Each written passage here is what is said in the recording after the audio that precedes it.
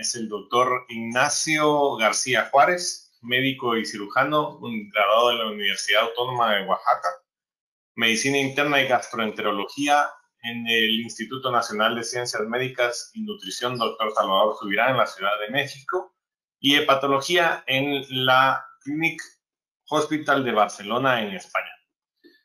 Doctor Ignacio, un gusto de tenerlo con nosotros. Bienvenido sea. Muchas gracias por su participación y tiene usted el panel. Buenas noches. Primero que nada, muchas gracias por esta amable invitación.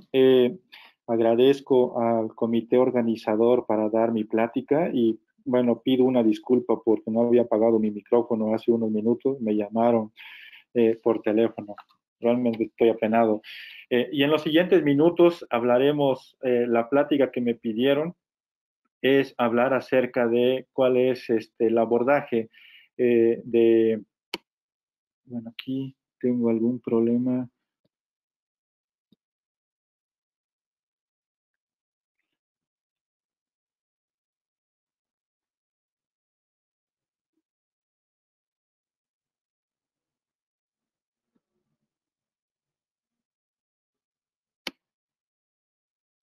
Ahí creo que hay algún problema. Se ve la charla bastante bien, pero no avanza.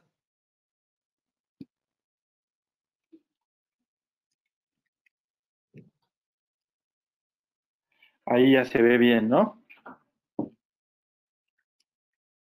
Así es.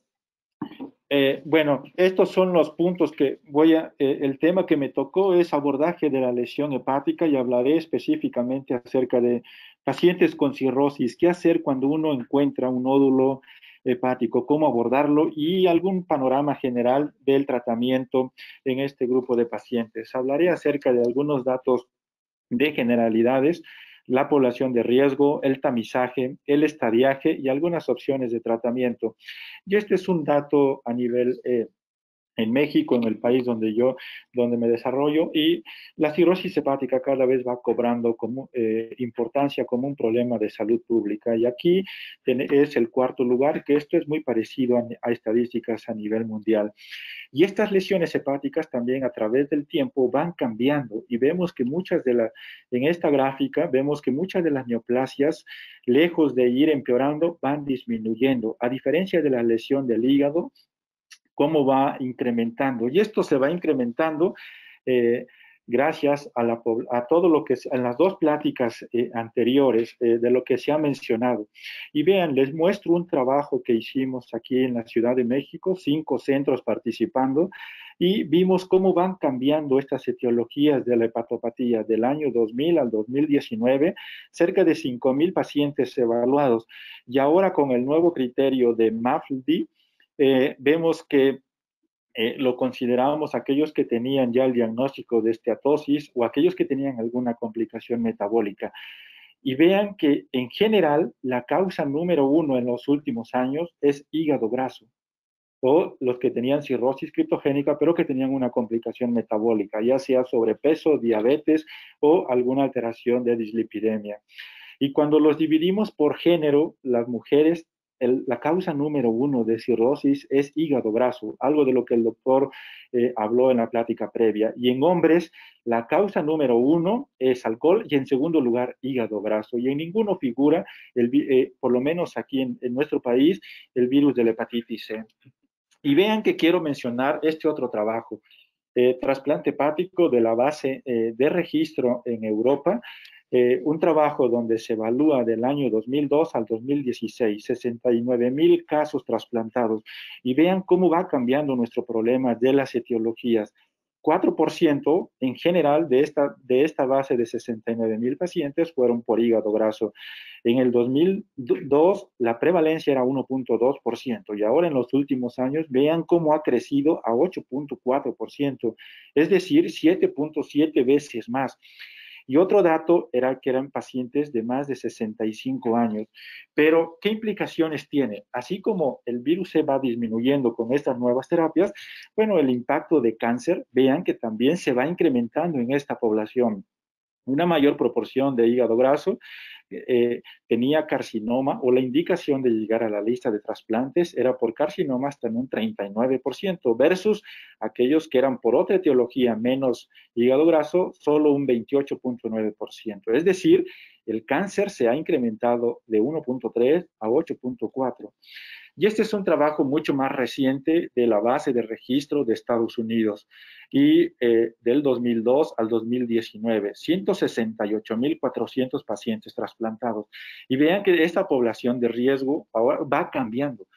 Y del 2002, la causa número 1 de cirrosis era virus de hepatitis C y vean que solo un 5% era hígado graso. Pero en el 2018 se invierte, virus C va disminuyendo y la causa por alcohol número 1, 38%, y hígado graso de un 5%, como se va a un 28%. Y estas lesiones hepáticas claramente se ve cómo también va incrementando a la par de este problema, de estas alteraciones, de problema de complicaciones metabólicas o hígado graso. Y vean que en el 2002 el 1% de los cánceres eran por hígado graso, principalmente el 58% eran virus C, pero ahora en el 2018 vemos cómo va cambiando. Y de un 1% de hígado graso se va incrementando o se incrementó a un 24% en esta población. De tal forma que el riesgo de desarrollar una lesión hepática, hablando específicamente de carcinoma hepatocelular, es especialmente en pacientes con cirrosis, y eso es lo que se ve en general, pero no necesariamente pacientes con cirrosis, sino ahora con estos nuevos estadiajes de la fibrosis hepática en pacientes con virus B, hombres mayores de 40 años, o virus de hepatitis C en fibrosis en algún estadio avanzado F3, o últimamente hígado graso, también representan un riesgo a pesar de no tener daño hepático. Y algunos otros riesgos, el género, la edad. Otro dato, que estos pacientes con hígado graso cada vez van siendo mayores y esto representa también un mayor riesgo de fibrosis y por lo tanto un mayor riesgo de desarrollo de una lesión.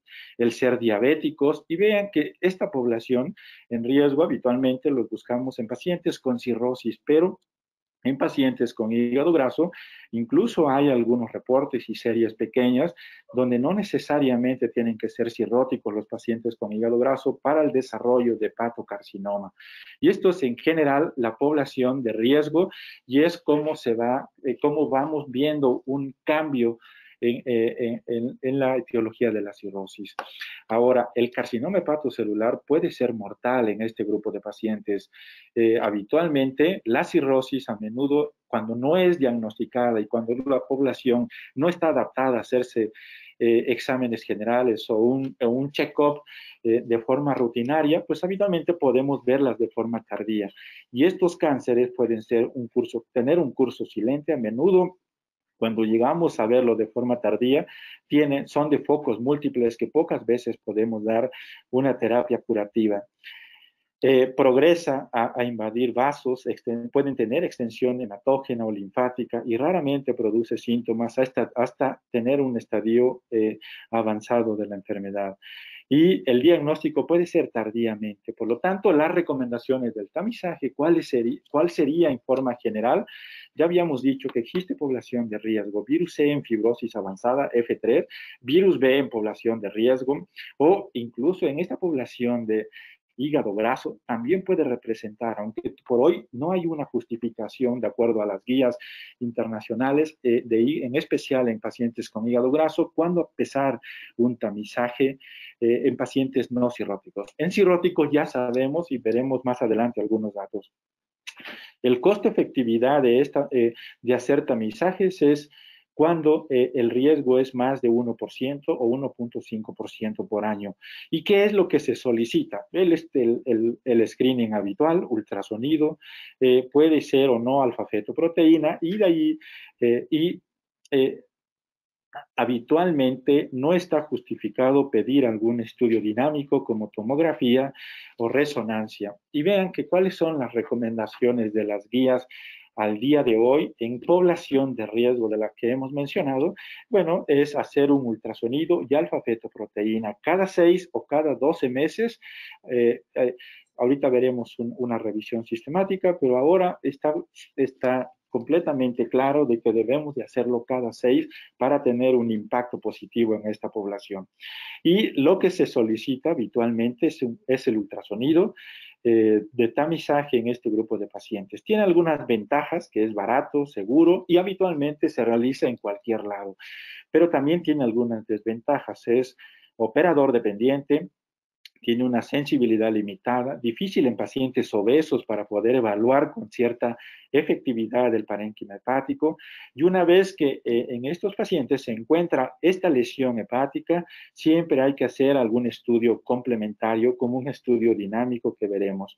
Y vean, en esta revisión sistemática, analiza de cuál es el impacto y cada qué tiempo debemos de realizar un estudio de imagen o el ultrasonido. Y el tiempo y la conclusión del estudio es que estos pacientes se deben de realizar cada 6 meses un ultrasonido agregando una alfa-fetoproteína, y esto incrementa la sensibilidad en este grupo de pacientes. Y también quiero mostrarles que el intentar hacer algún estudio dinámico no tiene mayor beneficio. Y en este estudio evalúan si hacer tomografías de tamizaje cada 6 meses o ultrasonido. Y aquí la apuesta era que la tomografía era ligeramente mejor que el ultrasonido. Y vean, el resultado fue, aunque la N es pequeña, 83 pacientes en el grupo de ultrasonido y 80 pacientes en el grupo de tomografía, y el diagnóstico fue muy parecido entre solo hacer un ultrasonido o una tomografía. El estadio tampoco demostró que el hacer una tomografía tuviera un impacto en encontrar lesiones mucho más tempranas. Lo que sí demostró es que había más radiación en este grupo de pacientes y pues, el costo era superior. Por lo tanto, la conclusión es que solo el ultrasonido es suficiente para este grupo de pacientes. Ahora, ¿qué hacemos cuando encontramos una lesión? Y esto va a depender del tamaño de la lesión. Cuando es menos de 1 centímetro, es repetir un ultrasonido cada 3 o 4 meses. Y si esta lesión se mantiene estable, hay que volver al tamizaje convencional de cada 6 meses. Si esta lesión tiene un incremento de tamaño, a más de 1 centímetro, la conducta es la siguiente: un estudio de imagen dinámico que puede ser una tomografía o una resonancia magnética. Y si el comportamiento es típico, que veremos más adelante, concluimos el abordaje de diagnóstico. Y si más de 2 centímetros, también la recomendación es hacer un estudio dinámico. Y si el comportamiento es típico, concluimos en que esto se trata de un cáncer. Pero hay lesiones donde este comportamiento no es típico. Y aquí podemos evaluar la realización de una biopsia, que veremos cuáles son las ventajas y desventajas en un momento. Ahora, el diagnóstico de carcinoma hepatocelular habitualmente es de los pocos tumores que no requiere de una biopsia y que finalmente concluimos solo con un estudio dinámico. ¿Y por qué el estudio dinámico? Habitualmente el tumor está irrigado 100% de la arteria hepática. La irrigación del hígado depende de un 30% de la arteria y un 70% de una irrigación venosa. Y vean el comportamiento por un estudio dinámico, como en la fase arterial tiene un realce por su tipo de irrigación, y en la fase venosa hay un fenómeno de lavado. Y estas dos fases de realce y de lavado hacen que la conclusión se trate de un carcinoma hepatocelular. El otro estudio por el cual podemos apoyarnos es una resonancia magnética. Pero ¿qué rendimiento nos puede dar sobre una tomografía? Realmente es pobre en pacientes con lesiones de más de 2 centímetros. Pero en pacientes de menos de 2 centímetros tiene una mejor sensibilidad y rendimiento diagnóstico que la tomografía computada. Por lo tanto, una vez que encontramos, siempre hay que tener en cuenta, que estos estudios de imagen no son tan precisos como uno se imagina. Pueden subestimar el tamaño de la lesión hasta en un 20 a 30%, pero también pueden sobreestimar el tamaño de la lesión hasta en un 10 a 20% de los pacientes. Pero, ¿y cuándo? Habíamos dicho que la gran mayoría de los pacientes no requieren de una biopsia hepática, solo una población específica. Y habitualmente lo vemos en aquellos pacientes que no tienen un comportamiento típico, pero que la lesión va creciendo. ¿Y cuáles podrían ser el objetivo de la biopsia? Si la biopsia positiva determina el diagnóstico, si la imagen es no concluyente, información pronóstica en algunos pacientes, si tienen invasión linfovascular, perineural, si tienen satelitosis, también esto puede tener una implicación pronóstica. Evitar tratamientos innecesarios, es decir, tratar un mayor número de lesiones cuando no se necesita, puede ser requerida por tratamientos experimentales y puede permitir terapias personalizadas, pero también tiene desventajas. No siempre es fácil localizar la lesión, llegar al sitio de la lesión. No es necesario si existe un diagnóstico claro por imagen y tiene un riesgo como cualquier procedimiento invasivo de hemorragia, de sembrar el tumor en el trayecto de la biopsia y hasta una tercera parte puede dar falsos positivos.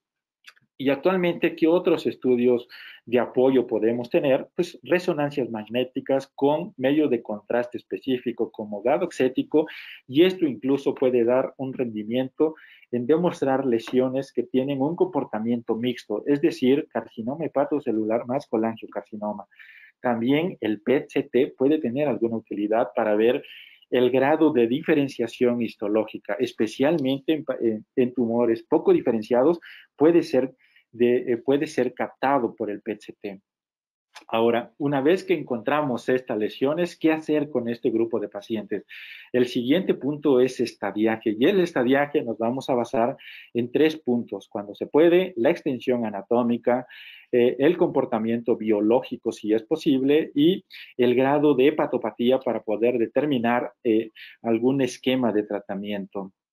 El estudio de estadiaje incluye tomografía o resonancia, una tomografía de tórax para ver si no existe una enfermedad extrahepática y un gamagrama óseo.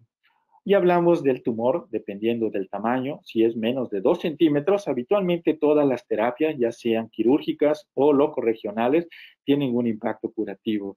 Y cuando estamos en un T2, es decir, una lesión de menos de 3 centímetros, de menos de 5 centímetros, o 2 o 3 lesiones de menos de 3 centímetros, ahí podemos también ofrecer una terapia curativa, no así cuando ya está en un T3 o en un T4. Y esto tiene una implicación en la supervivencia de estos pacientes. Como cualquier otra patología, a mayor estadio de la enfermedad, la supervivencia es mucho menor y las opciones de tratamientos también se van reduciendo. Ahora, biológicamente, ¿cómo podemos clasificar a estos pacientes? Los hallazgos, cuando tienen una invasión microvascular, tienen un comportamiento mucho más agresivo.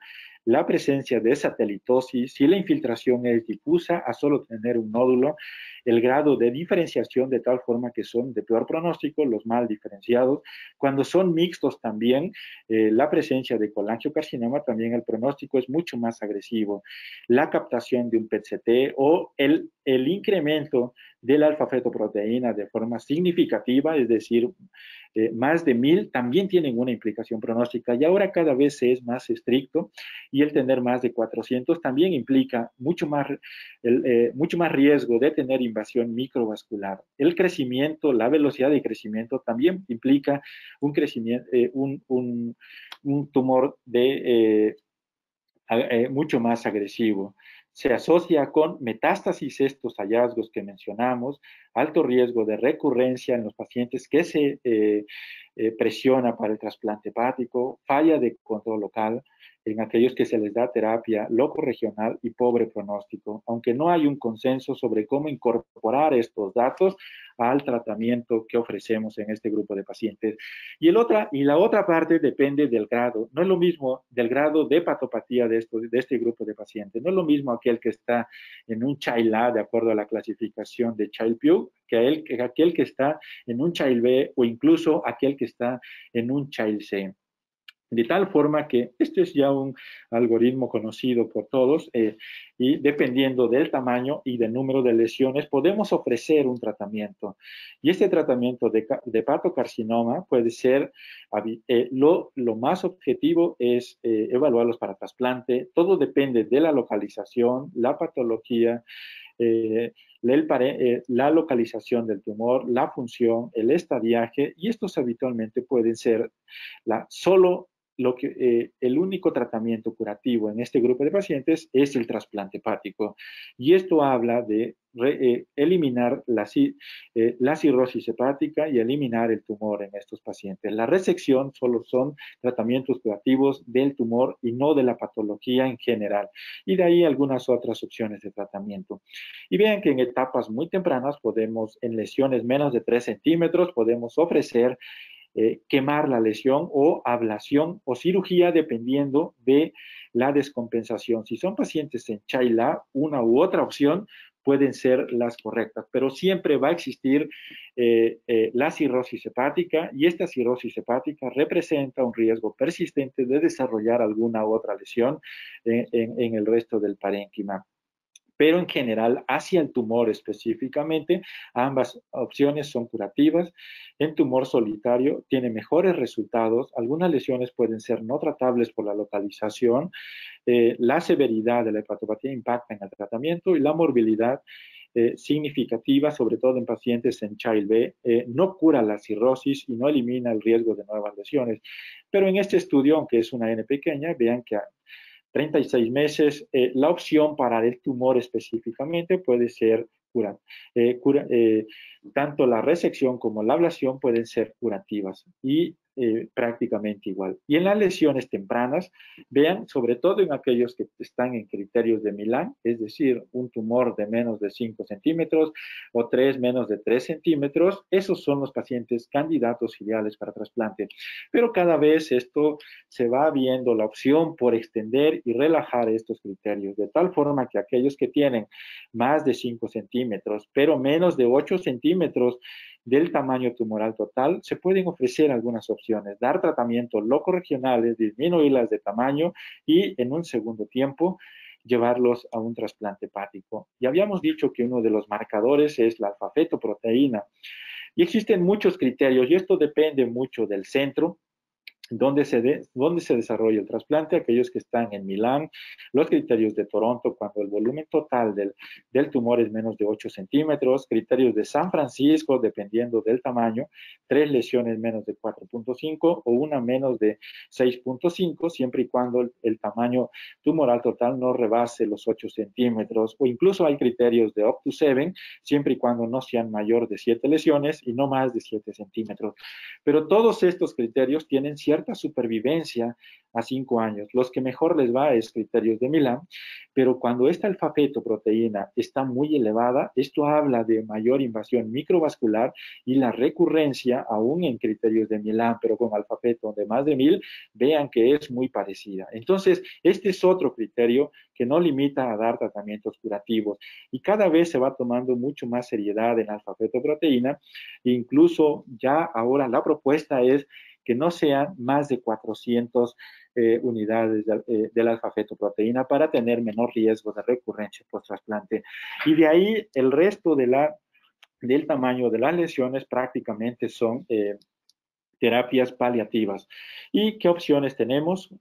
Aquellos que no se pueden trasplantar, ablación por microondas, embolización, itrio 90, crioablación, etc. Y vean que solo es incrementar la tasa de supervivencia. Y en aquellos pacientes que no se les puede dar una terapia curativa o una terapia paliativa locorregional, habitualmente hablamos de una terapia sistémica, terapias de primera línea, terapias de segunda línea, y hoy lo que más impacto toma es la inmunoterapia, que parece que puede ser una opción en este grupo de pacientes. Y en aquellos que se encuentran en un Child C, prácticamente el tratamiento es paliativo en este grupo de pacientes. Y en conclusión, puedo decir que el tamizaje con ultrasonido está justificado en población de riesgo, pacientes de preferencia cirróticos y aquellos que se pueden estadiar. Ahora las guías se modificaron, no solo en pacientes en F4, sino pacientes a partir del F3 deben de ser estadiados. Y existe población de riesgo, como se había mencionado, pacientes con hígado graso. Hay una población selecta, aunque todavía no se sabe en qué momento y cada qué tiempo hacer screening. Y pacientes con virus B también representan un riesgo.